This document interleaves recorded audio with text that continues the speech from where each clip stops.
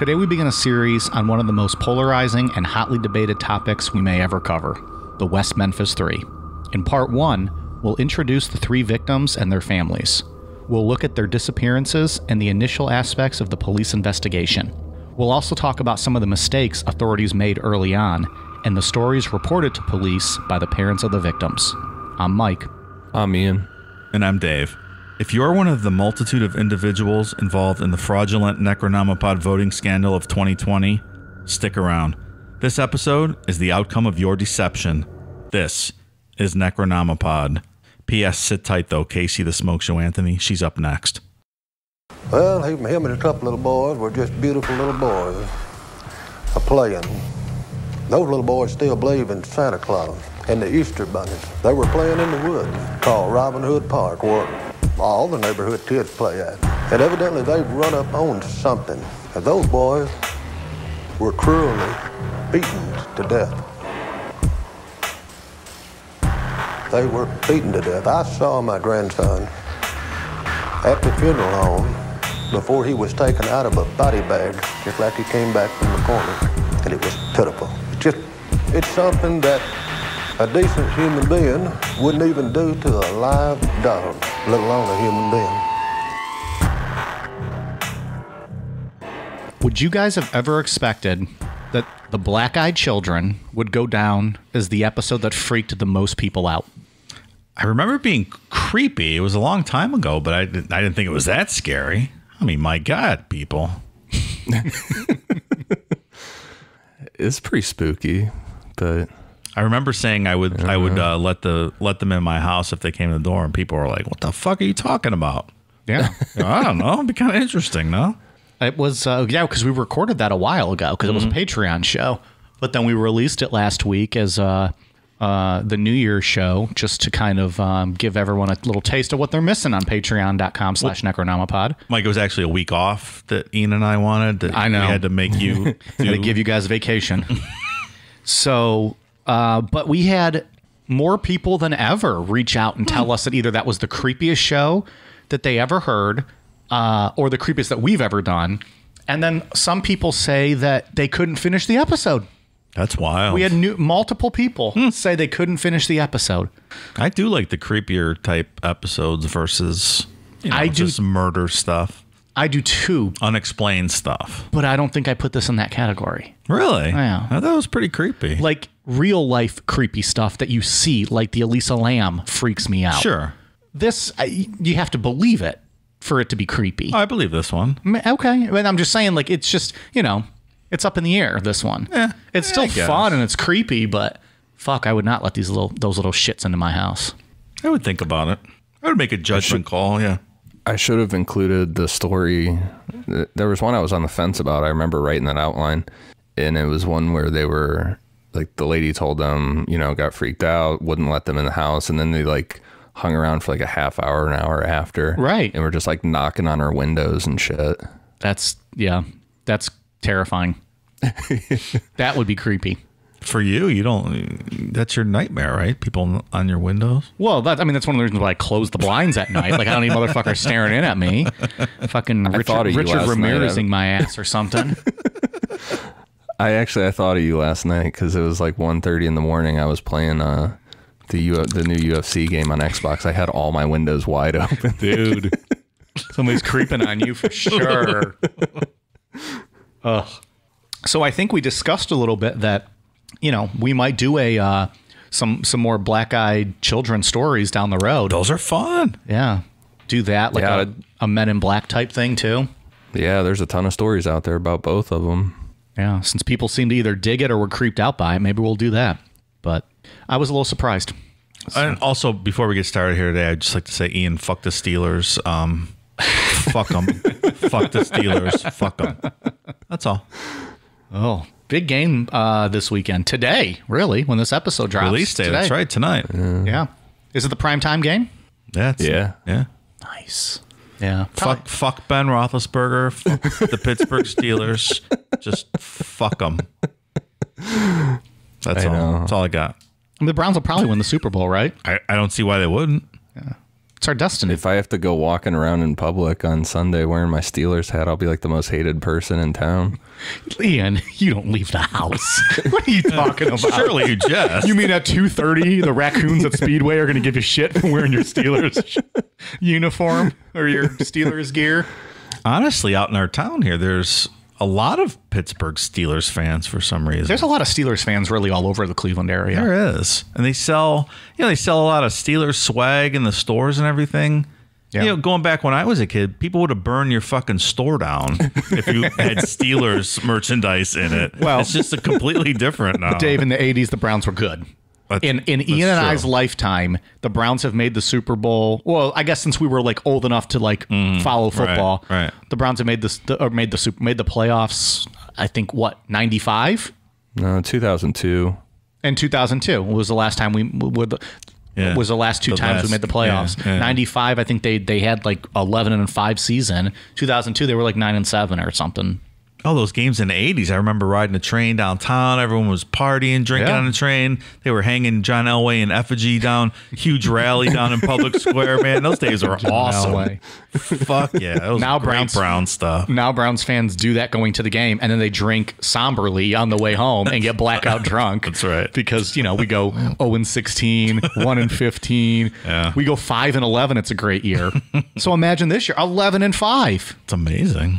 Wild. I'm loving it. So Ian, fuck the Steelers. To recap, fuck the Steelers. And Dave, you're a Buckeyes fan. National championship game. Yeah, maybe. This is Sports Talk with Mike, Dave, and Ian. Everyone's got COVID. They might be postponing. They said they push it a week, maybe. Yeah, we'll see. Can you handle Tom Brady's back in. Sorry, go ahead. Can you handle back-to-back nights, Dave, of Browns and Steelers and then Buckeyes playing? How fun would that be? That's good stuff. It's quite a hangover on Tuesday. Yeah, for Ian when the Steelers lose. What'd you say about Tom Brady? I heard about you were calling on the God. Mike's masturbating over here, Ian. He heard you. He's back in the playoffs with Tampa Bay. Of course he is. He'll take him to the Super Bowl probably and win. Can you imagine if it's Tampa Bay versus Cleveland in the Super Bowl? My head would explode. I don't know who to root for. What do I do? Oh my God. What do I do? The greatest of all time versus my hometown with team. That bullshit. I know. I'm sorry. I'd always root for Tom. I'm just kidding. We know. I remember that one Super Bowl that one year you were. I think it was the one they played Atlanta. Yes. The Patriots were down, and you kept saying Tom's gonna win. Yeah, because this is America. Tom represents America. Oh yeah, the He'll whole win. game. Hey, it's not over yet. They're coming back. It's not over yet. What happened? You masturbated all over the TV and shot Tom Brady jizz across the whole room. I jizzelled all over his face. That was the stupidest thing I've ever said. You made me feel better with that laugh, Dave. Thank you. Are they still together? Oh yeah, of course. Yeah. She would never leave him, of course, No. and he keeps her around because why not? because why not? Anyways, I was trying to make this a short intro because we have a lot to talk about tonight. But we got anything else to get off our chests at the start? I'll announce that we have a kegerator now in the studio, and then What? Are you going to let me have some? you're already on like your fifth one. What are you talking about? They go down real quick in this Edmonton Oilers pint plastic cup that I'm using because I don't want to spill and break a glass on the show. So the problem being that people like to hear that cracking of the beer, and that might not necessarily take place throughout the show anymore because we're just going to go fill up in the keg. You mean that? So I was thinking maybe I test out some replacement sounds and see what you guys like best. So each time we have to go get a pour from the keg, Right. we would play this sound instead so that people know Right. that we're doing our part and still drinking Because they like that. while providing award-winning content. How about this one?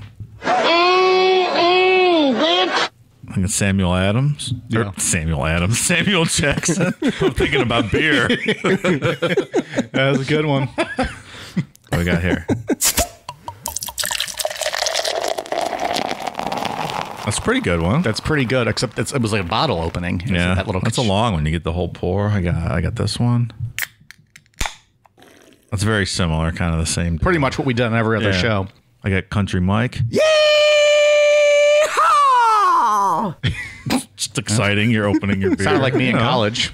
And I got Whiskey, beer, tequila, more beer, more vodka, more whiskey, and more beer. Stone Cold Steve Austin. That's the best. I vote that one, and we interrupt with that 36-second clip. Every time? Ian would be so annoyed. Hang on, Ian. Here we go. Or I was thinking just do the Peter Curtin. Well, that's about how I feel when you get a good pour out of a tap like that. How do you feel? I feel pretty. I mean, if you get good head on the top of it, then that's what you're feeling like. Speaking of head, 3 weeks from tonight, 3 weeks from tonight, Casey Anthony episode. Outstanding. I think it might be the first innocent person we've discussed on this show. Per the courts, absolutely. Per the courts, absolutely. Tell you what she's guilty of. Passing out boners. All right, we're getting the jokes out of the way because we got shit to get into. I, for one, have been excited about this subject for a long time. I legitimately, well, surprise, surprise, I know nothing of this story. And once I knew we were going to be covering it on the show, when we talked about it like a year ago, I have avoided any and all documentaries or information about this. I legit am going into this like I did the JonBenet Ramsey one. I know nothing about this case. I want to learn on the show, and we'll give our thoughts as we go. I thought you were going to say like every other show we do. I did say that. I said, surprise, surprise, I know nothing about it. But I purposely avoided any information on this one because I did not want to know a single, and I didn't know. Fun. I didn't know who was killed in this. Yeah. I didn't know who were the suspects. I don't know if they were related. I don't know if they're not. I still don't know because I've only read the notes he gave us for part one. I am learning as we go. I don't like, reading about death in my free time. So. Maybe a lot of people out there are the same as you. Don't really know a lot about it. If they're listening to us, probably not. Yeah, that's true. It takes it's a certain genre of people that like to listen to us. That was my alternate opening. If you thought the West Memphis Three was a blues trio from Memphis, Tennessee, then that's why I was here. Yeah. I was waiting for their cover of Wagon Wheel. All right, Ian, let's dive into it. We got 3 weeks worth of content over the next 3 weeks. Let's get into it. At 7:41 p.m. on May 5th, 1993, John Mark Byers called the West Memphis Police Department to possibly report his stepson is missing, saying the last time that he saw him, he was cleaning the front yard at 5:30 p.m. John Byers is mainly referred to as Mark Byers in all the documentaries, media, his friends. Everybody calls him Mark Byers, so that's what we're going to go with for the rest of this series. And if you get into watching all those documentaries, this guy is far and away the most interesting person in the documentary. He is quite an entertaining fella. He's something else. And I'm sure I would assume part two we'll talk about that in the documentaries. I have some thoughts on the Paradise Lost documentaries. Yeah. In regards to Mark Byers, but I mean, I did a whole 360 and probably more on my thoughts on this guy and possible involvement, as you go through the whole story. He's a one-of-a-kind individual for sure. Exactly. At 8 p.m., Officer Regina Meek arrived, and Mark Byers explained to her that his stepson's name is Christopher Byers, aged 8 years old, and he was on Ritalin for ADD and had not taken his medication yet that day. Mark Byers told her that the last time he saw Christopher was at 5:30 p.m. and he was cleaning the front yard. But Dana Moore had seen him at 6 p.m. playing with her son, Michael Moore, who is also 8 years old. After taking the report from Mark Byers, Officer Meek received another call for a disturbance at a Bojangles restaurant nearby. This call was placed by the manager of the restaurant, Marty King. Officer Meeks arrived at Bojangles and took the report through the drive-through window. She did not go inside to investigate. Marty King reported that about 30 minutes prior to his call, a bleeding black man entered the women's restroom at the restaurant. Marty King said that this man had blood on his face, seemed very disoriented, and wandered away from Bojangles minutes before Officer Meeks showed up. After he wandered away, employees reported that there was blood smeared on the walls of the women's restroom. Do you think that's common, taking the report in the fucking drive-thru? No, I don't. Very lazy. I don't think they teach that. Jesus. While taking this report, Officer Meek received another call for a criminal mischief complaint. Also, in all fairness, Dave, apparently she was the only officer working that night. That's right. She received 107 calls in 1 hour. So she probably had to stop. She went to the drive-thru of Bojangles, got some chicken, and was just on her way. I'll take your report, but, give me my chicken and my potatoes. Speeding things up. According to her, this is why she did not enter the Bojangles restaurant to investigate further. What it sounded like was she took the report down. They said this guy walked away, and she's like, well, he's not here. If you see anything else, let me know. I'll report it. I'll, take the report. But that's how she tells it. This criminal complaint that she got was regarding someone throwing eggs at a house. And after taking the report from the homeowners, she received another call for a missing child. Look, as someone who's been chased by the cops for doing criminal mischief, like TPing houses and throwing eggs, it's not that important, Officer Meeks. Maybe you should have went inside the Bojangles. Could have waited. At 9:24 p.m., Officer Meeks showed up at the home of Dana Moore, who was reporting her son is missing. Just give like a layout real quick of the neighborhood too. So Dana Moore lived across the street from Mark Byers. So they're basically neighbors. She told Officer Meek that the last time she had seen her son, Michael Moore, he was riding bikes with his friends, Christopher Byers and Stevie Branch. Stevie Branch was also 8 years old. When the boys got out of sight, Dana sent her daughter, Dawn, to look for them, but Dawn couldn't find them. While all of this was going on, a second officer was dispatched to Catfish Island Restaurant to take another missing persons report, this time from a woman named Pam Hobbs, the mother of Stevie Branch. Her husband and stepfather of Stevie, Terry Hobbs, showed up to pick up Pam from work and had their daughter Amanda in the car, who was around 4 years old at the time. So this neighborhood, I guess lower middle class neighborhood based on the video stuff I was looking at. Would you agree? Yeah, for this area, lower to middle class. Yeah, for working sure. Class neighborhood.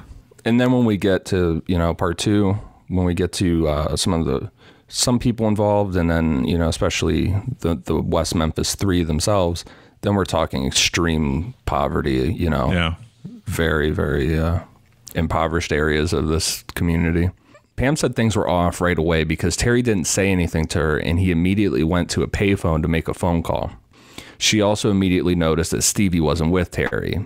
At this point, Pam was sitting in the truck with Amanda, and Terry got in and told her that Stevie is missing, and he just placed a phone call to the police. I don't think normal people behave like that, and that's a red flag for me. When the police arrived, Pam told them she hadn't seen Stevie since he arrived home from school, that he was going to play with his friends Michael Moore and Christopher Byers. This really isn't out of the normal, especially for the time. In 1993, things were a little bit looser with kids going out and playing, and I would assume they still are in small towns like this. The boys often rode their bikes around and knew to be home by dark, or at least stay in the general area of their neighborhood. Like, I grew up in a small town, and that's how it was for me. I was allowed to go out, wherever I wanted, basically, as long as I stayed within, as long as I didn't go walking on the other side of town, Yeah, I was the same way. We were out till dark, just running around the neighborhood, and, as long as you checked in every now and then, it was no big deal. I mean, back in the 50s when I was growing up, it was, Right. It was a lot different. I was just trying to beat Mike to that joke, so I did it for him. I wasn't even thinking it, Dave. Wasn't even thinking it. Get home, watch Howdy Doody on TV. Maybe a little Andy Griffith. That's a good show, actually. Griffith. I like some Andy Griffith. Some, what's the other shit? Bonanza? You watch some Bonanza back then? Bonanza. Gunsmoke. All that good stuff. I was actually trying to figure out how to open my can of beer after we just told everyone we have a new keg, but we're in the middle and I can't reach the keg from here. That's why if you saw I was pulling on my cord before, I was trying to see if I could reach. And I think if I do it from under the table, I might be able to reach it, but I gotta reset my headphones. But don't worry, I have a cooler under my table with a case full of beer. So Keg's not enough for this fucking guy. Well, I can't reach it in the middle of the show. Maybe you don't drink 3 times as fast as a normal human being. Look, I get parched. So the issue with the neighborhood that they live in is there's a section of woods that separates the neighborhood from the Interstate Highway 40 and a large 24-hour truck stop. And these woods are known as Robin Hood Hills.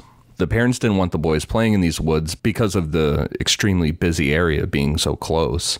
The boys had oftentimes gotten in trouble for sneaking into the woods to go play before, and it's suspected that that's where they went since they were last seen headed north. Look, playing in the woods is one of the most fun things a kid can do. I mean, that's what, when I was growing up, that's what we did, was always fucking around in the woods and stuff. Yeah, exactly. At this point, the parents, police, and some neighbors were out searching for the boys, asking anyone if they've seen them, and some started going into the woods and asking people at the truck stop. Around midnight, the parents started going home, with Mark Byers continuing to search a little while longer, which we're going to get into in a bit. Police continued the search through the night, and the next morning they started to get help from some outside police agencies like the city of Memphis as well as the county sheriff's department. While this search was going on, investigator Don Bray had a scheduled interview with a woman named Vicky Hutchinson. The reason for this was because Vicky worked at the truck stop across the woods, and she was suspected in a $200 credit card fraud issue that happened at the truck stop. And this wasn't an interview that Don Bray called her in during the search. Like, this was this was already scheduled from like the day or two before. So it wasn't necessary. It was not at all related to the disappearance of the kids. No, not at all. Vicky showed up for the interview with her 8-year-old son, which Officer Bray noted as not being great because this was a criminal interview and he didn't feel that it was appropriate to be discussing this stuff in front of her child. Probably not. Vicky explained the reason for bringing her son, Aaron, was because he was good friends with the 3 who are currently missing and she wanted to keep him close. Well, it's understandable, for sure. Or she just was lying on to garner sympathy having her kid there. Deflect a little bit. I didn't steal no 200 nothing from no truck stop. Tell him, Billy Bob. I didn't do that. Tell him your mom was a good girl. Tell him, Billy Bob. Vicky went on to tell Officer Bray that on the previous day, May 5th, Christopher Byers and Michael Moore showed up asking if Aaron could go and play with them in the woods, to which Vicky said no. Because, like we said, these woods were a known area where it wasn't just the parents of the 3 boys missing. It was, you know, the whole neighborhood, the whole community area. They did not want their kids playing in this area. Officer Bray jumped on this detail because now they have someone who saw 2 of the boys on the day they went missing and confirmation that they were headed to the woods. By this time, it was early afternoon, and Officer Bray put in a phone call to the police that were searching, but was told to hold off on that info because they had just found the bodies of the 3 boys in the Robin Hood Hills woods. Oh. So again, admission time, surprise, surprise, but people are going to shit on me, whatever. I coming into this, I had no idea the victims of this story were children. Well, So you legit knew nothing. I was not lying earlier when I said I knew nothing of the story. I took you at face value when you said you knew nothing about I this. did not know until Ian sent us the notes and I read them that it was kids. Yeah. Yeah. And because I don't follow a lot of this, true crime stuff. And then 2, when this happened, I was young. And then 3, when I knew we were going to do this show, I wanted to go into this one knowing very little. It's more fun for me when I get to learn on the show. Yeah, we can't all be experts like Dave and Ian. Well, Mike, to be fair, this is a pretty obscure story, and there wasn't like there was any celebrity involvement. It wasn't really a widespread or well-known story, so that's completely understandable. When did this happen again? Oh yeah, I was like 6 years old. Yeah, 7. Excuse me, 7 when this happened. Even if there was celebrity involvement, I wouldn't have known. Fucking unless Hulk Hogan was involved, I didn't give a shit. 7 years old.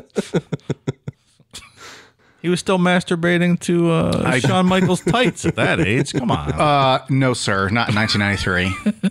He's like, Mommy, great tights Mommy, back my then. pee-pee feels weird watching Shawn Michaels.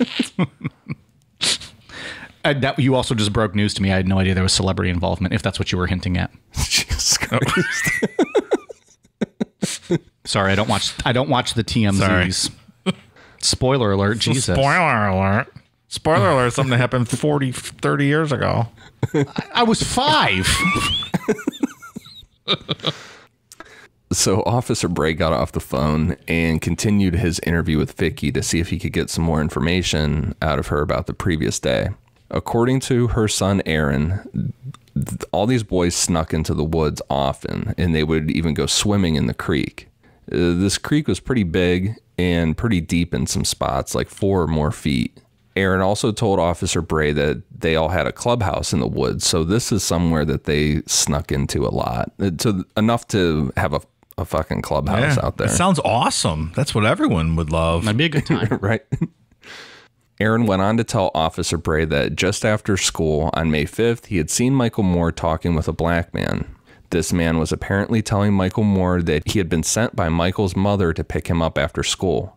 Aaron described this man as tall, with yellow teeth, some kind of writing or design on his shirt, and driving a maroon car.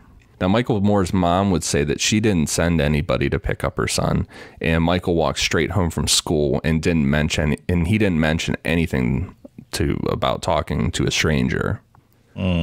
Back in the Robin Hood Hills woods, and we're still in May 6th, police are basically going through every inch of the woods when a Crittenden County juvenile officer, Steve Jones, noticed a child's black laceless tennis shoe floating in the creek at 1:30 p.m. Steve Jones called over the police, and Detective Brian Ridge volunteered to get down into the creek and search. Like we said earlier, this water was muddy, like to the point where you put your hand in just a couple inches and you can't see it anymore. Like it almost looks like it's like, you know, like when you see like a flood or something and it's just like straight up like mud water. Yeah. That's pretty much what it looked like. Like swimming out in Wallace Lake out here. That's by where you grew up, Mike. Did you ever go swimming there?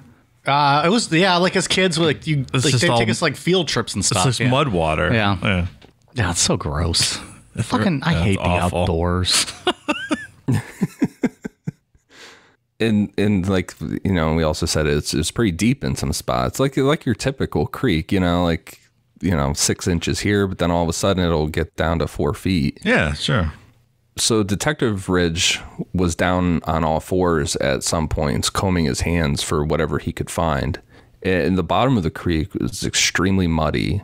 So Detective Ridge was getting stuck in spots as he was combing through the water, and it was described as like suction cup with his foot. Like he actually, you know, he would actually really have to pull out at some points to get unstuck from mud.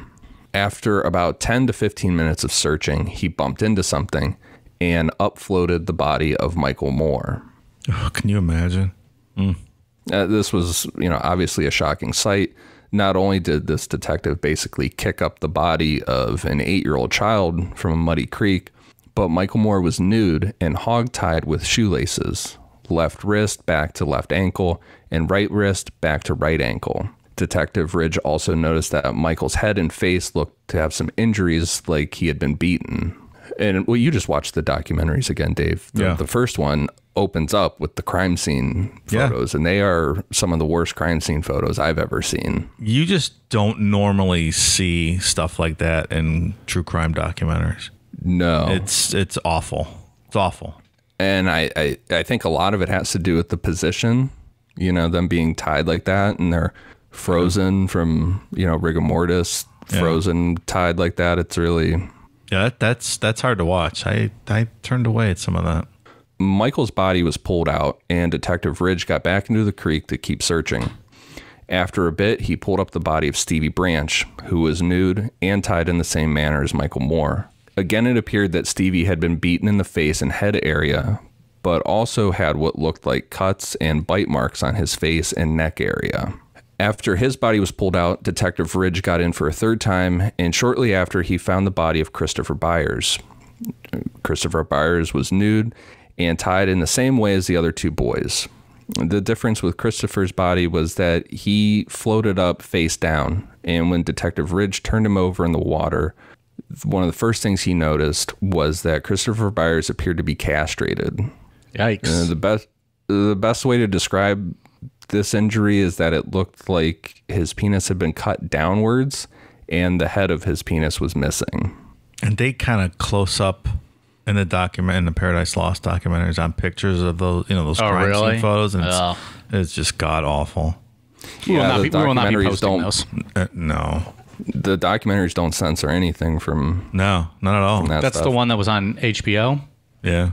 Well, they don't have to, really, right? They don't have to... Man, it's brutal. That's hard to watch. Getting back in the water for a final time, Detective Ridge found that the boys had been anchored to the bottom of the creek using sticks. Some of these sticks looked like they were just broken off of trees, but a few looked like someone had taken the time to sharpen them. Also anchored down at the bottom with sticks were the boys' clothing. They found all 3 sets of clothes, but were missing 1 sock and 2 pairs of underwear. An odd detail, and one that stood out to investigators, was that the boys' pants were inside out, but still buttoned and zipped up. So what does that mean? Because they were jeans, like pants. They were thinking, it would be hard to get them fully all the way perfectly inside out, probably, if they were just pulled down off of them. Mm-hmm. But then at the same time, who's going to take the time, if they are inside out, who's going to take the time to button them and zip them back up inside out? Like, it's just a weird, odd detail. Yeah. The whole stick thing, I don't know. There's some sort of clue here. It seems like, a hurried way to hide the body, like sharpening sticks and pinning them down. I don't know. Not sure what that says yet. Like it was a crime of opportunity, not something planned. Like that's just the hurried way to get rid of the bodies and a quick way to pin them underwater with, spur of the moment kind of thing. I don't know. It's strange, something odd. Now, here we're going to get to the first big fuck up in this case. Uh-oh. You mean after Bojangles? No, I'm just kidding. Yeah. What's wrong with you? Got beef with Bojangles? Oh, you mean the drive-thru? I've never actually had Bojangles. I haven't either. Was it chicken place? It's like a southern chicken place. Is it good? I've actually heard real good. I've heard their breakfast is what their big go-to is. Because the bodies were reported to have all been out on the bank of the creek at 1:45 p.m.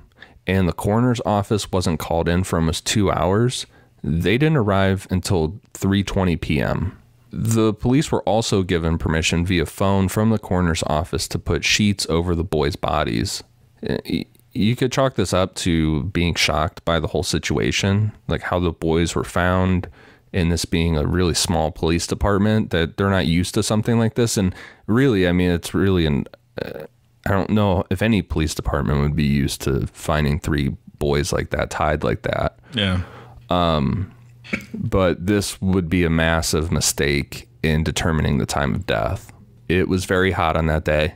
With humidity and things, it was in the 90s, and this was a very marshy area. We're going to talk about it more in part 3, but there are some unfortunate things that happen to a body when it's left out in the heat in the outdoors. Oh, sounds delicious.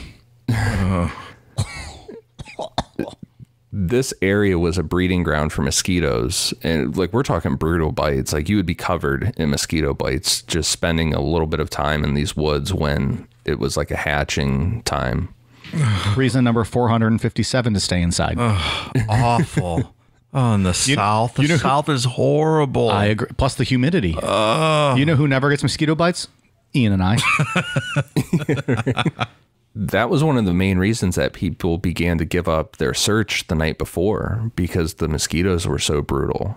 And we're going to have a lot of issues with juvenile officer Steve Jones in part 2. But to his credit, he was one of the only people who braved the mosquitoes and kept searching through the woods that night. Oh, God, that sounds awful. I mean, I don't know. I feel like even a non-professional knows that you can't leave bodies out in swampy fucking 90-degree weather, right? But these are just small town cops. I guess you're not used to. You're just shocked, right? You're not used to finding 3 bodies, right? And honestly, I don't know that the coroner is an elected position. Yeah, and I don't even know if there's a requirement to be an actual pathologist in some of these states. And I mean, we're talking about Arkansas. I'd like to announce my candidacy for coroner of West Memphis. I recall reading that. It's not, it's just an elected position, right, and not necessarily do you have to be an actual MD or a pathologist or something like that. Maybe I'm wrong, but I just recall reading that. He's like, fuck it, I'm on my break. I'm eating lunch at Bojangles. Yeah. I'll be there when I get throw a sheet over him. I don't know. I'm not an MD. What the fuck do I know? And from the cop's perspective then, and I'm just thinking I'm trying to dumb myself down to be dim-witted, which is very hard for a genius like myself. But if you're just pulling these bodies out, they're probably wet. There's bugs all around them. Maybe you think I'm going to throw a sheet on them just to kind of preserve them a little bit, help dry them up and keep the bugs away. Yeah, who knows? I don't know. You're just in the spur of the moment. That's what you're thinking. Maybe. Big mistake. Should you have even pulled him out of the creek? Is that the first question? If this show has taught me anything, it's if you see any crime, you get the fuck out and you make sure you clear yourself from anything before you do anything else to help anybody. Yeah. You need to make sure you clear yourself of any wrongdoing and make sure that there's no marks and evidence back to you. I don't disagree with that. The body would pop up in the water, and I'd have my lawyer on the phone. Be like, just want to let you know, here's the situation I am in. I am backing out of this muddy water, and I'm going to need you to get down here quick. Yeah. Thank you, Dave, for that education. Sure. I'm going to call my lawyer as the body is still fresh in front of me. Absolutely. FaceTime the whole thing and record it. And I'm not suggesting this coroner in particular was not a doctor. I'm just saying I believe there's some locations in this country where it's not necessarily a prerequisite. Yeah. Probably just the shitty states like, Mississippi and Arkansas and Kentucky. Well, we're going to talk about that a lot in part 2 and with the trials, because there's a lot of issues with the medical examiner, the coroner in this case. He is a very incompetent individual, and he is elected. Maybe I'm right. God damn. And there's a lot of issues with him that we're going to talk about. See? And, as far as the police, handling this, Detective Ridge, I would say that guy is probably traumatized at that point. He's pulled those 3 boys out of the water. God, yeah. So he's not doing anything. That guy's not going to make any, great decisions immediately. I wouldn't think. I mean, these are Andy Fight or not Andy. What Barney? Jeez, Barney Christ, Fife. I'm zoning out here. These are Barney Fife type cops, Back to right? the Andy Griffith Show. I was saying Andy Fife. I'm mixing them up. But I mean, it's not a 2,000 person small town, but it's like a 25, 30,000 small town, right? Yeah. So these are this ain't Mayberry. Yeah. Still, they're Andy not Griffith didn't even carry a gun. That's my America. You like that? Is that your America? Barney carried a gun, but I don't think it was ever loaded. Andy. Yeah. Also, shout out to longtime listener of the show, my dad, his all-time favorite show. There you go. Don't they have like a festival down in Mayberry, North Carolina every year? He should go down there and check it out. Maybe a bucket list thing. See? Does Andy Griffith still show up to those? Is he still alive and kicking? Isn't he still going? Yeah. After the Matlock, he was on Matlock for 58 years. And Andy, what are you doing here? Can I do a Barney Fife? Barney Fife's a great character. Who was the drunk? Or the guy who's always in the drunk tank. Like they would just leave the cell open for him, and he would just go in and put himself in it every night, sober up, and then come out. Damn it! My dad listening right now is like, "You motherfuckers, idiots!" He's so disappointed in you. Yeah, but I didn't watch the show that much. Floyd's the barber. Floyd the barber. Yeah. Floyd, I don't like this haircut. And Aunt B and Opie. Opie Ron Howard, for those of you in modern days. Like we were saying, though, it was an extremely hot day. The water was also reported to be around 60 degrees, so this didn't help with decomposition. But the boys sitting on the bank for an extended period of time in the heat ramped up the decomposition process. And this was ramped up even further when sheets were placed over them, holding in the heat. Flies and mosquitoes had also started laying eggs in the eyes, nose, and mouths of the boys, which also hindered figuring out the time of death. Yikes. Police still had more investigating to do and found the bikes that the boys were on sunk in the water about 50 feet from where the bodies were found. The first thing that you'd think, or that they thought, were, where's the third bike? But it made sense because it was reported that Christopher Byers was on a skateboard, and at some point, presumably because he couldn't keep up with the other two, he ditched his skateboard and got on the back of one of the 2 bikes. We'll be right back. Dun, dun, dun, dun, dun, dun, dun. Is there something interfering with your happiness? Something keeping you from achieving your 2020 goals? Let's face it, these are certainly trying times. From being cooped up inside your home to wondering how you're going to pay next month's bills, we're all experiencing some form of stress or strain on our mental health. And for that, BetterHelp is here for us.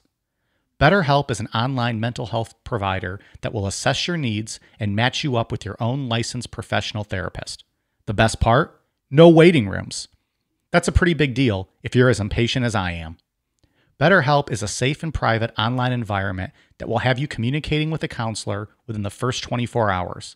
And once you've begun, you can send your counselor a message at any time, always getting a helpful response in a timely manner. You even have the ability to schedule weekly video or phone sessions, all from the comfort of your very own couch. BetterHelp is available worldwide and has a broad range of expertise available, including licensed professional counselors who specialize in depression, stress, anxiety, relationships, sleeping, trauma, anger, family conflict, LGBT matters, grief, and self-esteem. In fact, so many people have been using BetterHelp that they're currently recruiting additional counselors in all 50 states. Not happy with your counselor? No worries. BetterHelp is committed to facilitating great therapeutic matches and makes it easy and free to change counselors if needed. Remember, everything you share with your BetterHelp counselor is completely confidential. And while it's not a crisis line, it is a convenient, professional, and affordable way to seek the help you deserve. Financial aid is even offered to those who qualify. Want to hear how BetterHelp assisted people just like you? Check out the testimonials posted daily on their site. Look, we here at Necronomipod want you to start living a happier life. So, as a listener, you'll get 10% off your first month by visiting betterhelp.com/necro. Join over 1 million people already taking charge of their mental health. Again, that's BetterHelp, betterhelp.com/necro. At this point, it was now up to lead detective Gary Gitchell to inform the families that the boys were found and had clearly been murdered, and tell the media that this was no longer a missing persons case, but a homicide. I mean, and this is a pretty, there's film of this. This is pretty, it's pretty, Pam Hobbs faints. She just passes out. Who the hell was recording this? Why were they recording this? The news was there because it was like a... like they didn't take her in private to tell her that her son was found dead? Yeah, that's a good point. Well, they were out waiting by the woods for the search, and, Gitchell comes up, and I think it was almost like I would assume it was almost like they knew based off the police's reactions that it was not good. Yikes. So starting the investigation now into 3 murders, Gitchell was offered the help of the state police, to which he turned down and said, no, this is a local issue. Good move, Gary. I mean, it's probably arrogance. I don't know. Who knows? But it would come back to haunt him, because the main thing the police always want is they don't want details of something like this getting out too much, so they have information that only the killer would know. Well, it's helpful when you're interviewing suspects and weeding out the people just bragging or telling crazy stories. Right. And this isn't great on the state police, but since he turned down their help, the state police weren't on the case, and they were freely talking about it over their transmissions. This was picked up by listening to the police scanner by the local newspaper, Memphis Commercial Appeal, and the next day they ran it on the front page of the paper. Well, yeah, that'll happen. I used to have scanners. That was fun. There's apps now you can do. Yeah, you don't even need the old handheld scanner. In the old days when people used cordless phones, you could get on the frequency and listen to your neighbor's cordless phone on the scanner. What's a cordless phone, Dave? I'm just kidding. God damn. Yeah, it reminds me of my grandparents' house, because my grandfather was a police officer. My grandma had a police scanner going on all the time. Yeah, it's fun. They're fun to listen to sometimes, yeah. Since this wasn't an official statement, the paper had some of the details wrong. They had it correct on how the bodies were found, but they reported that all 3 boys were castrated, which wasn't accurate. Christopher Byers was the only one, and that wasn't even confirmed other than appearances. With this setback, the investigation moved forward with Gitchell's 3 options of who could have done this: someone the boys knew, a stranger, or a group of people. Well, yeah, no shit, Sherlock, unless you're going to add aliens. I don't know what other fucking option there is. Black-eyed children. It's black-eyed children, obviously. It's either one person or many people or someone you know or someone you don't know. That's who we're narrowing the focus on. Thanks, John Madden.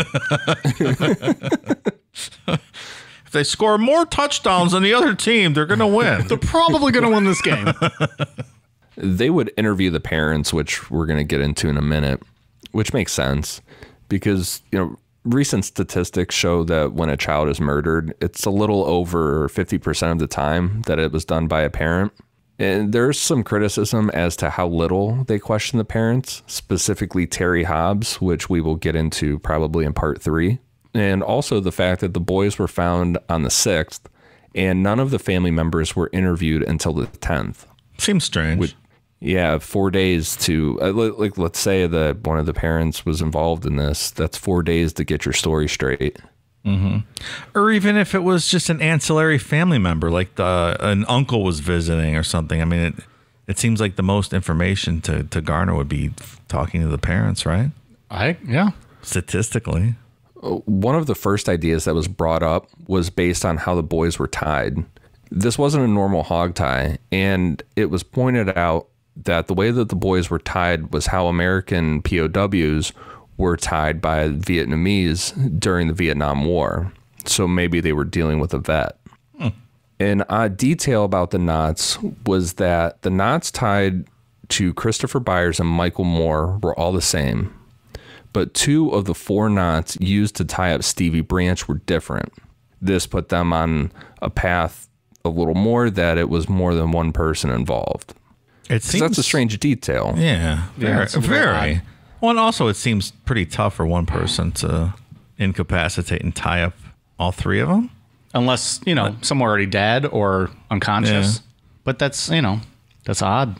This would turn up to be a cold lead, but they took tons of evidence in the first couple days, like blood and urine samples from 11 people, footprint impressions, knives from these people, samples of the creek water, and many other items.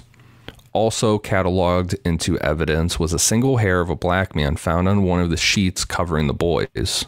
Now, remember, on the evening of May 5th, when the boys went missing, police were also called to the Bojangles restaurant for a report of a black man covered in blood who went into the women's restroom, and Officer Meek never went in to investigate. After it was reported in the news as to what happened to the boys, the manager of Bojangles, Marty King, called the police back and was like, hey, there was this guy covered in blood. I filed a report. Like, you guys should come look into this some more. This guy's fucking covered in blood. That motherfucker just got her chicken and her potatoes and she drove off. Let me guess, the supervisor came to the drive-thru too and took the follow-up report. Can I get some donuts? And a sweet tea? Isn't that what they drink down there? Sweet tea? Ugh, awful. Do you like sweet tea? Mm-mm. Oh, it's so gross. It's too sweet. It's like pouring sugar down your throat. Yep. I like regular iced tea, non-sweetened with a little lemon. Yeah. Sure.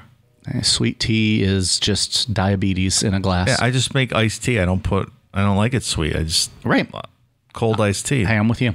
I bet Ian likes sweet tea. I do like sweet tea. I knew it. I like it both ways, but I do like sweet tea. Especially if it's made out, like, sit out in the sun for a whole day. Oh, God. Oh. You never had sun tea before? So it's like, it's hot? Well, no, you cool it down, like, late. You put it like you in the refrigerator. Make it by, like, putting it out in the sun? Yeah, you just put it in a big, like, glass jar thing, throw it out in the sun for half a day. Southern Ohio stuff. Sweet tea. Yeah. Like that awful pizza. They also don't cook their pizza. They cook the dough and just throw everything on it. We also said that there was blood on the walls in this restroom, and it was described as being smeared on the walls.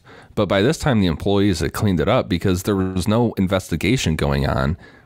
And that's really not. I don't think that's the fault of the police too much because they have these 3 missing boys now. That took over everything. So they weren't thinking about going back to investigate Bojangles at this time. That's fair. Sure. I mean, and on Bojangles end, you can't have a bathroom and run a restaurant with blood all over your bathroom. Right. They wiped it up. Yeah, I agree. Well done by Bojangles. Well, I guess somewhat well done because we're about to get in here in a minute. There was also a pair of sunglasses left behind, which were presumed to be from the man, but they were thrown away by one of the employees. When police went back to investigate after being called again by Marty, they were able to get some blood scrapings from the walls, and Marty gave more information. He said that the man entered the restaurant on the evening of May 5th and appeared to be bleeding from his arm. He said the man was about 5'11", thin, in his late 20s, and was dirty. Marty also said that he was wearing jeans, a denim sleeveless shirt, and black shoes. Sounds like a Country Mike outfit to me. Yeah. I mean, that's my going out outfit. When I'm taking my dates out to East of Chicago Pizza, I wear that. It's called a Canadian tuxedo. Is that what it is? Yeah, when you wear the all denim Canadian tuxedo. Shout out to all my friends in Canada. Go Oilers. So with a black man's hair found on the sheet at the crime scene, you would think that the police could test that against the blood samples, but either conveniently or maybe by accident, the blood sample was later lost. Oh, that's weird. Which I don't know. I don't know. I've never talked to a police officer about any of that kind of stuff. I have a few in my family, but I don't understand how evidence like that would just get lost. Yeah. It seems weird. Again, we're also careless. dealing with like just a small town police department Who right? probably like, not used to this sort of thing. Yeah, like they don't have a system for like probably storing evidence and tracking evidence. Like the one officer, I forget her name, the girl from the beginning, Meeks, was literally like taking a report in a drive-through line. That unfortunately probably wasn't uncommon back then or in this area. I'm not saying that's right. I'm just saying they probably just didn't have a system here and know what to do. That's fair. Although I do think we're early in the story here, but I tend to think that this crime might have been able to be solved right away here. Oh, they should have done things right and probably should have been trained to. I mean, every police department should be trained to handle homicides, and missing persons and things like that. I think this might have been, but they did. They might not have been the one. I think this might have been the case here. This might be a systems issue, not so much individual neglect by police. I can live with that assessment. That's fair. At least that's me 5 pages into these notes. I don't know what the fuck's going to happen. Apparently, celebrities are going to come into town. I'm assuming Justin Timberlake does a benefit concert. So I don't know what the fuck's going on. Something like that. Or, I mean, guess it's 93. So like Kurt Cobain does like a benefit concert maybe. Pearl Jam opens. We'll see. I don't know. Yeah. Who knows where the story's going to take me. Kind of. You're onto something there. God damn it. If you don't know, now you know. Yeah! Moving on to the parents' initial statements to police after the boys were found murdered. First, we'll talk about Todd and Dana Moore, the parents of Michael Moore. On May 5th, Todd Moore was out of town because he was a truck driver, and he didn't get back into town until the 6th when the boys were found. Dana Moore reported seeing the boys riding their bike sometime between 6 and 6:30 p.m. on the 5th, with Christopher Byers riding on the back of one of the bikes. They were headed north towards the woods and out of sight, so she sent her daughter Dawn to go look for them and tell them to get back. Dawn was around 10 years old at this point.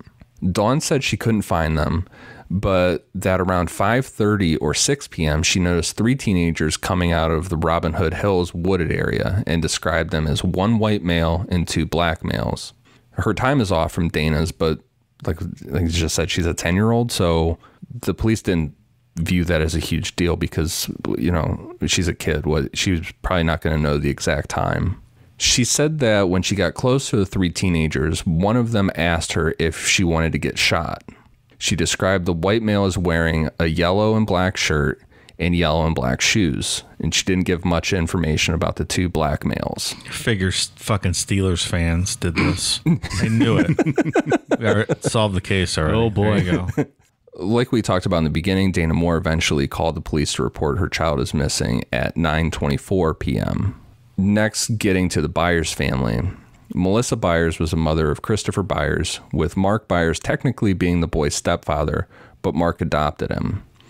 Melissa had another child from a previous marriage named Ryan, who was a teenager at the time. We're going to get into a lot of speculation about Mark Byers, especially in part 2 and stuff.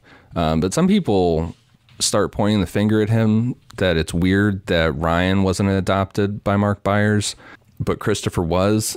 But this is explained as that Melissa was pregnant with Christopher when her and Mark got married. So what I'm getting out of this is that Ryan is the Burke of this story. Are you telling me right now he's the Burke of this story? No. Okay. Just want you guys to know where my head's at right now with this. I think that might be a little misplaced. Okay. Well, that's just my thoughts. That's just my random drunken thoughts over here. I'm just learning as we go. It's just an unfair one unfair thing that gets pointed at Mark Byers. Gotcha. That doesn't make much sense. That's because Ian, you did smarten me up that Mark was unfairly treated throughout some of this, and some of that he brings on himself. We'll talk about. Melissa Byers said that sometime around or after 5:30 p.m., Christopher came in and out of the house multiple times. She was on the phone with her boss, and she wasn't paying attention to how many times he came in and out, but at one point he came in to get a drink. Mark Byers said he saw Christopher around 5:30 p.m., and he was cleaning up the yard. Mark then had to leave to take Ryan to the courthouse because Ryan was a witness to a car accident, and he needed to give some information on that. When Mark returned home around 6:30 p.m., that's when he noticed that Christopher wasn't home. Mark's first concern was that Christopher had gone off on a skateboard, and specifically that he was riding his skateboard unsafely. Christopher had gotten in trouble with Mark earlier in the day because he was riding his skateboard on his stomach going down the middle of the road. Well, that doesn't sound safe. Sounds fun, though. Mark Byers fully admits it's not great. I don't agree with it, but he fully admits that he paddled Christopher with his belt because of that. It's something that's going to get brought up regarding Mark Byers, but I think it has a little bit to do with the time, the area. Sure. Sure, absolutely. And it wasn't like he abused this, like beat the we're not talking like John Wayne Gacy's dad, how he beat the living shit out of Gacy. He, it's not great, but he smacked him on his ass with a belt. But if I remember correctly, he said he didn't even pull his pants down, just spanking over the jeans. So not it was over anything his jeans. Crazy, Yeah. Hey, Dave, John Wayne Gacy was the clown. Oh, that guy. I was like, who's he talking about? I'm ready for trivia at the end of the month. See, who's that? I'm ready for trivia at the end of the month. Okay, are you? On patreon.com/necronomipod. Taking applications now. 2 lucky losers are going to play me. Unlikely. Mark said that he then went inside the house and Melissa was still on the phone. He tried to ask her about Christopher, but she told him to hold on a second. So he and Ryan got in Mark's car and drove around to see if they could find Christopher out playing with his friends. And the thing that he said too is that he was also just looking for the bikes laying in a front yard or something. Like they were in the backyard of someone else's house playing or something. It was just common for these kids to just go wherever they wanted, basically around the neighborhood. After a while, they're not finding Christopher. They're not seeing the bikes anywhere. And they end up running into a police officer. Mark told the police officer what was going on and asked what he should do. At this point, it was 7:30 p.m. and the police officer told Mark that if Christopher didn't turn up by 8, to call in and report him as missing. Mark headed back towards his house, and when he got close, he ran into Dana Moore. This is also when Mark met Terry Hobbs for the first time. Terry Hobbs is Stevie Branch's stepfather. He told Dana and Terry that if the boys hadn't turned up by 8 p.m., he was told to call the police. But Mark was getting really worried, so he didn't wait until 8, and he called at 7:41 p.m. The officer that gave him this advice, are they in the story later as interviewing officers or anything like that? No, it's just a not. random cop he ran into. Okay. Yeah.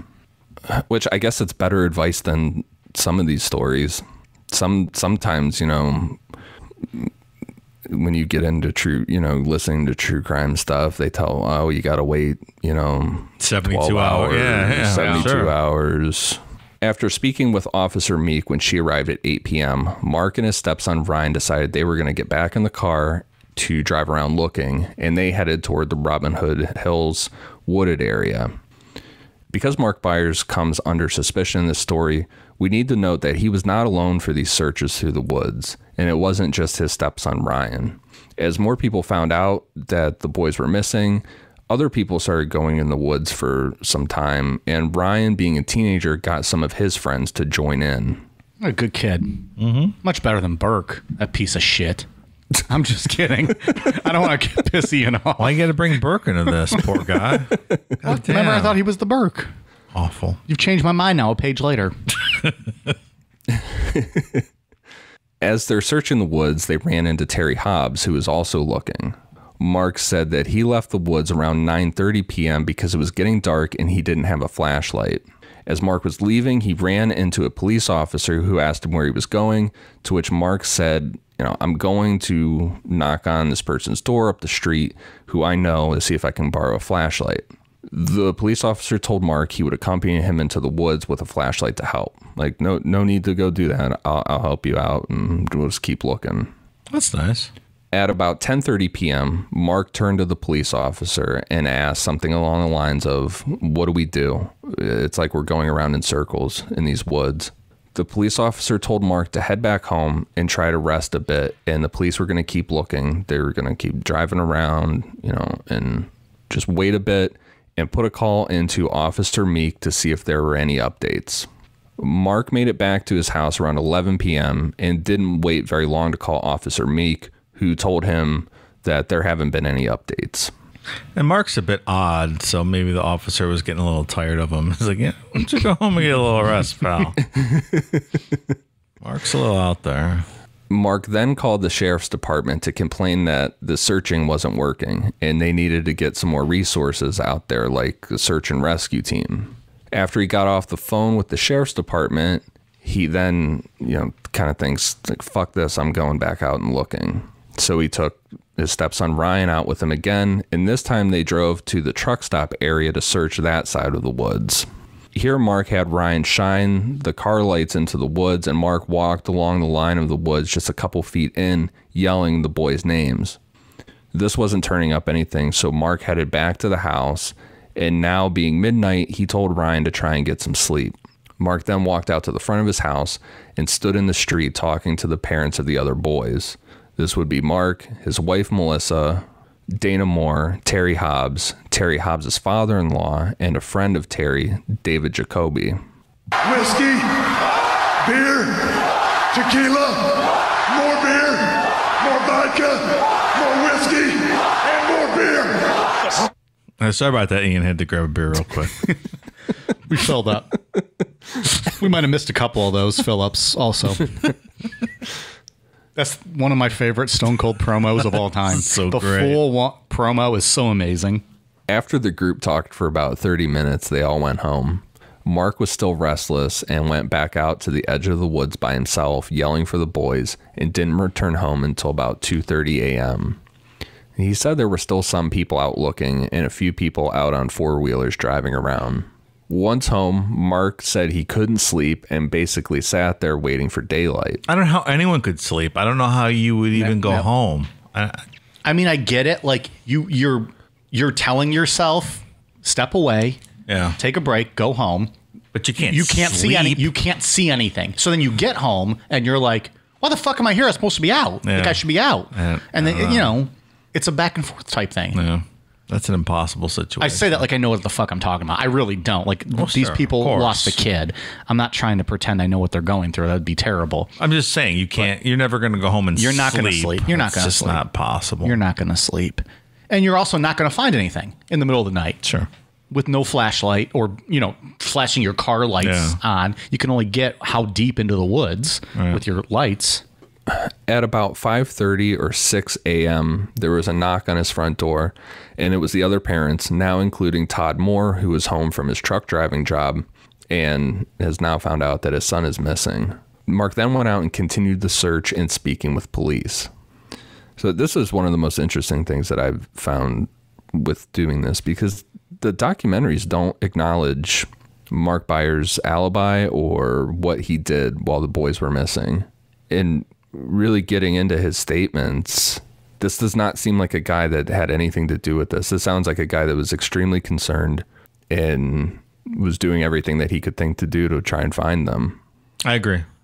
Like going through his statements, at least I got that sense, like the sense of like panic. Like when I was writing about this, I was like you go through his details and it's like, all right, about an hour or 2 out, like 2 hours in, it's like, okay, now something's really wrong. Yeah. Well, and he's an odd guy, so I think people see odd people like that and they start casting suspicion or doubt upon them. I don't necessarily think that means anything. Right. Nothing he's done thus far has been questionable to me. Like, this seems like exactly what I think I almost feel like I would do in a lot of this. Like, you're looking, you're desperate, you're going back and forth, telling yourself you should take a break, and then going. I don't know. That seems very normal. Well, there's video of them from when this happened before they found them and him. Right, Ian, you've seen that, right? Just that same sort of news stock footage asking where the kids are at. I forget what he said exactly, but he's an odd guy. So I think it doesn't lend itself to people being especially nice to you. People are not nice in general. Well, no, they're not. Society is mean. Look what they did to poor Casey Anthony, Dave. They dragged her whole name through the mud. I mean, eventually she was found not guilty and cleared of all charges, but look what that poor girl had to go through. I like how Ian takes a deep breath like, I don't want to do this show with these motherfuckers. I can't wait to talk about all her lies in a couple weeks here. What was the word? What was the word Ian said? He's going to drop some truth bombs on us? I'm going to drop some jury bombs on you. I was going to just jerk off on Dave's floor. So I'm trying to, I told you guys this, I'm trying to get a pen pal thing going with Jodi Arias. Yeah? Thought it'd be fun for the show. That'd be cool. See what she's up to Necronomipod, these big days. friend of yours. Like Two of us thought you were marriage material. That's what I'm going to highlight in the in our correspondence, of course. One of us thought you were crazy. You should cut his dick off. His name's Mike. And finally, let's get into the Hobbs family.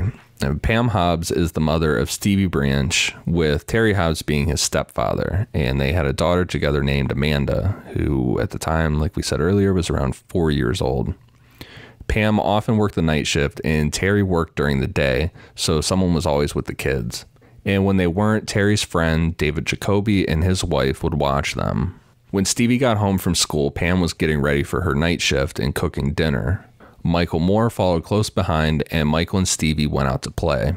At some point, Christopher Byers showed up to see where Michael and Stevie were, and Pam told him that they were out playing. Christopher noticed that one of his favorite cartoons was on the TV and asked Pam if he could stay and watch it for a bit. She said, yeah, no problem, whatever you want to do. And sometime between 3:30 p.m. and 4 p.m., the show ended. And when Christopher was leaving, Pam told him that if he saw Stevie, to tell him to come home. 4:30 p.m. came around and Stevie wasn't home, but Terry had to drive Pam to work because of a recent DWI. So Pam, Terry, and Amanda got in Terry's truck. They decided after Pam was at work that Terry would stop by the Moore's house to see if Stevie was there. Obviously, we know when Terry got to the Moore's house that the boys weren't there.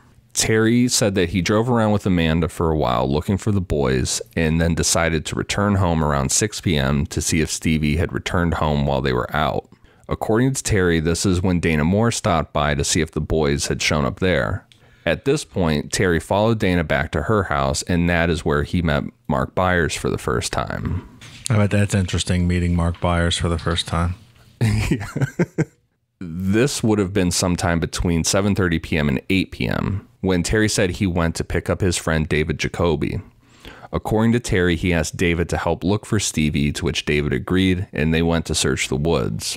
We're going off what Terry told the police on May. Like, all these statements are from May 10th, 1993, and this is what we're going off of for Terry, too. We're going to dig into this a lot more in part 3 about a deposition that Terry goes through and what David Jacoby recalls. After searching, Terry took David home and went with his daughter Amanda to go pick up Pam from work around 9 p.m. This is when Terry made the phone call to police from a payphone. After giving the report to police in the parking lot of the restaurant, they drove around for a bit, and at some point, Terry said he went back to pick up his friend David. Pam said that she went into the woods, but not long because of the mosquitoes, because they were so bad. According to Terry, he and David Jacoby searched the woods until late, and then returned to the neighborhood and talked in the street, where Mark Byers said that he first met David Jacoby, which would have been around 11:30 p.m., and Mark Byers said he was like, I don't even know this guy's name, never met him before. And he couldn't, when he gave this statement, When Mark gave his statement, he couldn't remember David Jacoby's name. And that's it for Terry Hobbs. The police didn't really question him at all. And it's a big criticism. And when they first did, it was 5 days later. Right. And they barely talked to him. And can I also say that already in May, if the mosquitoes are that bad, the South is just awful. And you can't even go in the woods on May 5th because the mosquitoes are so bad. Doesn't sound like a place I would want to hang out. Well, I mean, you guys are outdoorsmen. Probably doesn't bother you at all. But I'm more Probably like used to it. I like to travel the north more and like I like to hike the mountains. Okay. So you don't really run into Hiked those the issues. Rockies. I've been at the top of Rocky Mountain.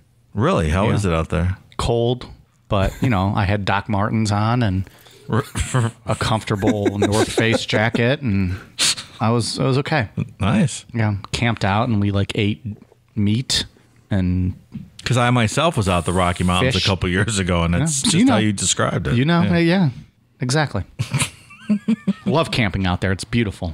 Love sleeping under the stars where bugs can just eat at you while you sleep at night. So this is pretty much as far as it goes for suspects initially. All right. And we'll see you guys next week for Casey Anthony. Hope you enjoyed West Memphis 3. Let us know your thoughts. We talked about, Davey brought up the medical examiner stuff, and I said that he's a very incompetent individual. Here's the first part of that incompetence. Fast forward back to when the boys were found. This is all the police have to go on right now is this Vietnam idea, and then the parents, they're looking at the parents' alibis for that night. Now it's May 26, 1993, and this case is turning cold fast. The police had no real suspects, and on top of that, the medical examiner still had not reported anything back to the police. So just think about that for a second. 20 days after the bodies were found, and police have no details on the boys' deaths other than what they saw with their eyes the day that they were pulled out of the creek. It seems pretty outrageous. This case is colder than an Ohio Valley pizza. You got that right. And it leaves a worse taste in your mouth. How you can't even build a case. You can't even. You can't do anything, That right? makes it real Right. tough. What are you supposed to do? Yeah. And this is where I feel for Gary Gitchell, and eventually my sympathy for him will run out pretty fucking hard. But, what is this guy supposed to do with this? There's nowhere to turn. And so he put in a written request with the medical examiner on May 26th, demanding answers to some questions. What were the time of death? What wounds were found on the boys? Were there tears or puncture marks in their clothing? They sent a stick in to the crime lab. Was that stick used to beat the boys? Were they dead before they were put into the creek, or did they drown? Because they have no idea of the cause of death. What was the results on that single hair found belonging to a black male? Because at this point, he doesn't know that it's lost. And had the boys been sexually assaulted? So all pretty legitimate questions that you would expect to hear a day or two after the coroner took possession of the bodies, I would think. Yeah. Yeah, not 20 days later. Yeah, that's outrageous. The only thing that the police had at the time were luminol pictures taken at the crime scene. But this raises other questions about the murders. Going off the assumption that Christopher Byers was castrated, they thought that there was a good chance that he could have bled to death from that injury. Some sources would have you believe that no blood was found at the crime scene, but that's not accurate. Luminol tests did show up with blood near the creek. There's pictures available of that online. The question with it is how much of that blood could absorb into the ground, which makes it difficult to determine whether the crime was committed in the woods or at another location. What if they bled out underwater? Isn't that possible? Yeah, that would be possible course. too. They were staked to the bottom of the creek. Right. Why couldn't they have? Yeah. Which obviously then you'll find no traces of blood. Mm-hmm. And that's why things like time. That was a of John death Madden were so- statement. I'm sorry. That was a John Madden statement by me. Sorry. I didn't even mean to make that. I was trying to make a joke. I was actually making a statement. And then after I said it, I was like, Yeah. good God, Mike, you think? But I guess the amount of blood that they might have been leaking onto the ground could make a difference still, even if they were killed in the water or died in the water. Sure it could. If there was, abuse outside. Right. Or like Ian said, where they killed somewhere else and brought there. Right. if you castrate someone outside of a creek or a river, probably going to be a lot of blood just outside. Yeah, I would think there might be. So the media attention was very heavy on this case nationally, and there was obviously an enormous amount of pressure from the families to provide answers and who did this, and the police basically have nothing. At the beginning of the episode, we talked about a detective, Don Bray, who interviewed Vicky Hutchinson about the $200 credit card fraud. Don Bray was good friends with one of the juvenile officers named Jerry Driver. In between this time of the case is going cold and Gitchell sends his letter on May 26th. Leading up to him sending that letter on May 26th, Don Bray starts talking to Jerry Driver about if he had any thoughts. He's just kind of bouncing ideas off of him. Like, we don't know what's going on. We don't have any information. His case is turning cold. Jerry Driver had bought in 100% to the satanic panic that was going on at the time in the country. And he was keeping a list of kids that had gotten in trouble with the law that he felt could fit into some satanic worshiping. Jerry Driver had 8 names on that list, including Jesse Miskelly, Damian Eccles, and Jason Baldwin. And that is where we will pick up on part 2. Something tells me that those 3 men are going to be suspects in this case. They just might be. And remember a bunch of those names. I mean, I'm sure most of our audience has listened to or watched the documentary. Mike's the only fucking person that doesn't know who those 3 people are, let's be honest. Hey, and let me tell you right now, I'm enjoying this. No spoilers. I'm going through this like a first run. Come on. Imagine your first time watching, whatever, Game of Thrones or something. You don't know what's going to happen next. Game of Thrones. This is great. This is a whodunit type thing. Glad you're enjoying it, Mike. I wouldn't say I'm enjoying it. This is a fucking terrible story. Very effusive there. I believe you're enjoying it. I don't understand how people love this true crime shit. Like, it's just so terrible. It's awful. But people listen, so they must love it. They do. Yeah. Yeah.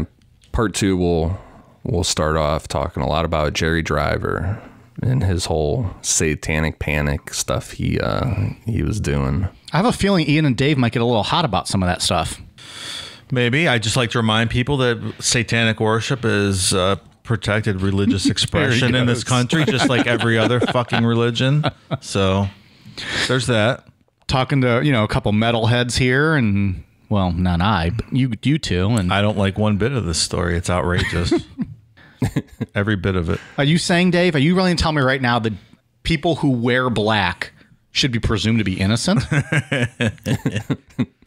There's a lot in the story that's, Apparently I'm giving away that I know a little bit more than I have claimed I have, but that's only because you motherfuckers keep texting and keeping me in the chat. And I see this shit. I'm like, God damn it. I don't want to know this.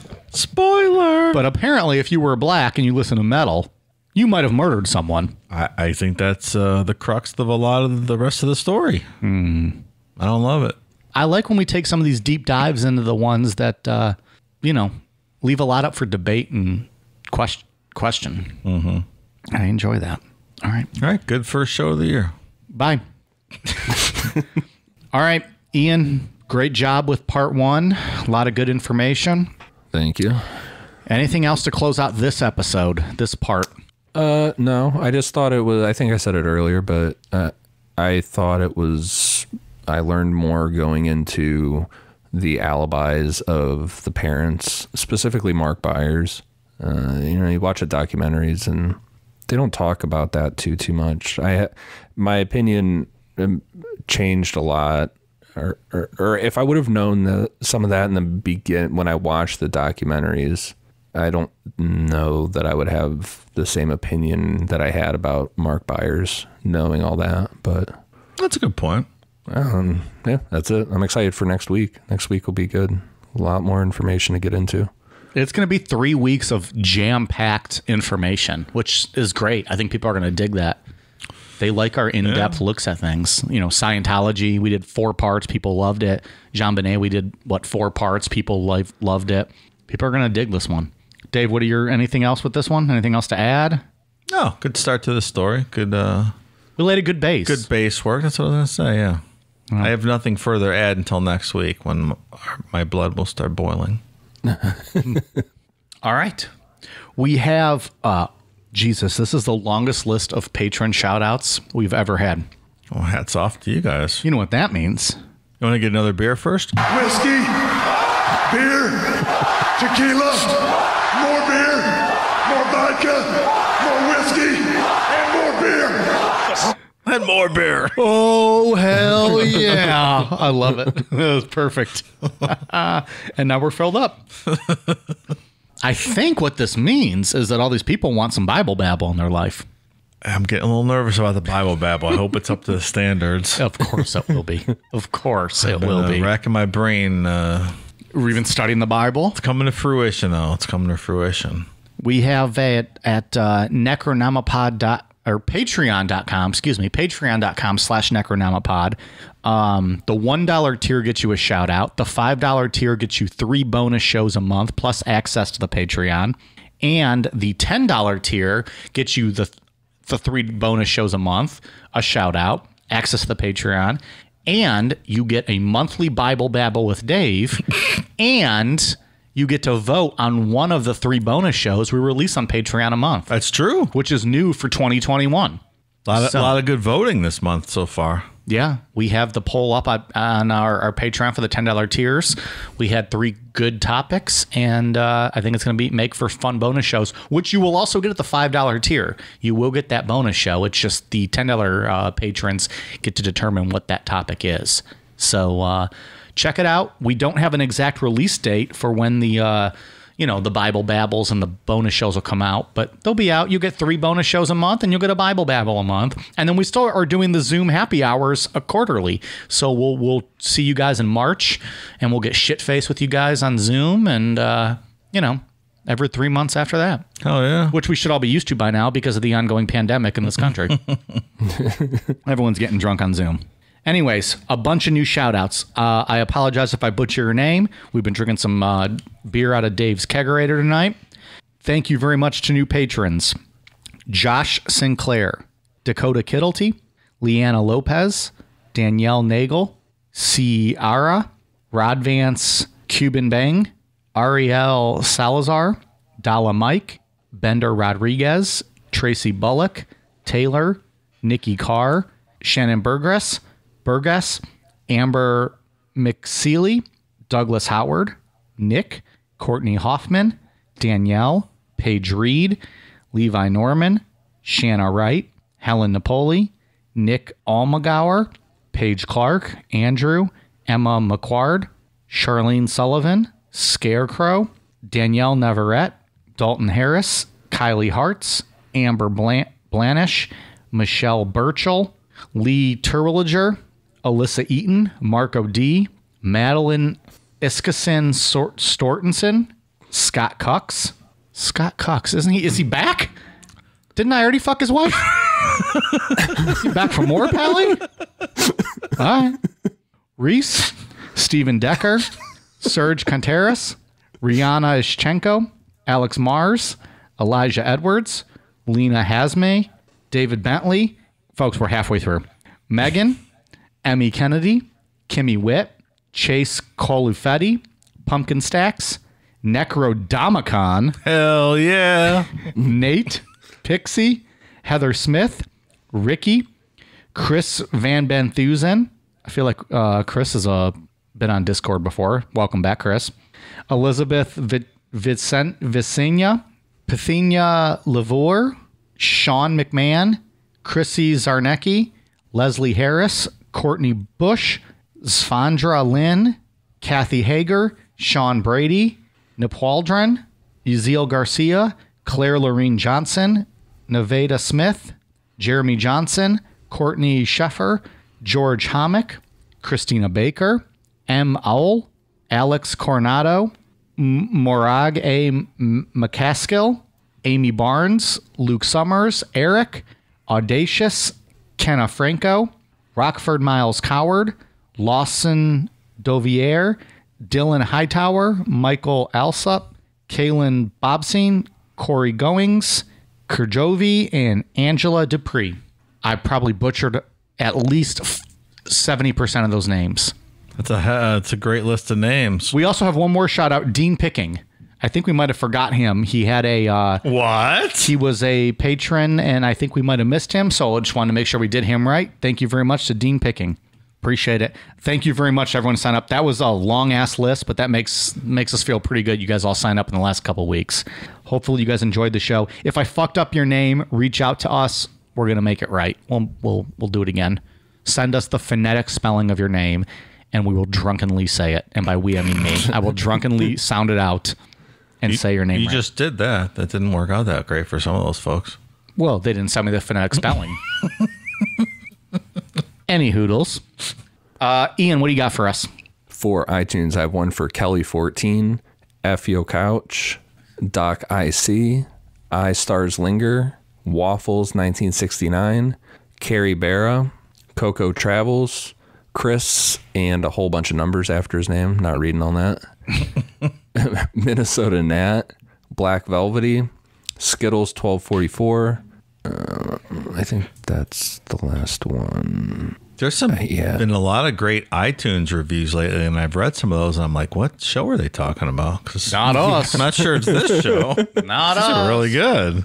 I can't remember if I read these ones last time, but I'll just read them off anyway. Caleb GE, Mana Me, Kimberly AC, Katastu, Hades 2K16, Kate P30, Sad Girl Mora, GX Captain's Fan, Kittens McTavish, Jankmid 1979, LETY, and Lee Anna 76. Thank you guys for the awesome reviews. Dave, anything from your end? I know. Bad review corner is empty this week again. Just the lack of bad reviews. I think I scared people away. They don't want to get in the crossfires here. But They don't know what to say. No bad reviews this week. All right. Well, I think we'll be back next week for part 2. Maybe. You know, as long as we don't get shut down before then. It's possible. We are on Twitter, Facebook, Instagram, YouTube at Necronomipod, patreon.com/Necronomipod. All of our merch is on Amazon.com, and just search Necronomipod and give us a follow. Reach out to us. We like hearing from you guys, and, check us out. Nice. Did you see my Santa Clinton video for the year-end wrap-up show? I did not. I didn't even know you had posted it. I was like, you know what? I like to get under my tree. Hose. So